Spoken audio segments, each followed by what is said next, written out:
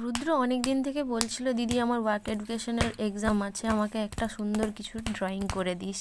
আমি বললাম ঠিক আছে, বানিয়ে দেবো ঠিক টাইম করে। এই করতে করতে ওর এক্সামটা চলেই এলো। এটা ছিল আগের দিন রাত। কি করব ভাবছিলাম, ভাবতে ভাবতে দেখলাম বাড়িতেই মাটির পাত্রটা পড়ে আছে, তাই আমি ভাবলাম এটা দিয়েই তবে কিছু বানানো যাক। আর যেমন কথা তেমন কাজ, বসে বললাম রং তুলি হাতে নিয়ে। আর এই যে এই পাত্রটা, এটাকে কি বলে না আমি জানি না ঠিক, কিন্তু দেখতে ভারী সুন্দর হয়েছে। আমার তো ভালোই লাগছে, তোমাদের কেমন লাগলো জানিও। তারপরে আর কি, সারা রাত এরম রেখে দিলাম, আর সকালে একটু ওর মধ্যে মাটি আর সার দিয়ে একটা মল্লিকা ফুলের গাছ লাগিয়ে দিলাম। ভারী সুন্দর লাগছিল দেখতে। আর দেখছো ভিডিওতে যতটা তাড়াতাড়ি হচ্ছে ততটা তাড়াতাড়ি কিন্তু হয়নি, সারা রাত লেগেছে এটা বানাতে আমার। তো যাই হোক, গাছটা দেওয়ার পর খুব সুন্দর লাগলো। তারপর রুদ্রর হাতে দিয়ে বললাম এটা নিয়ে স্কুলে যা, ভালো লাগলে একটা লাইক করে দিয়ে যাও।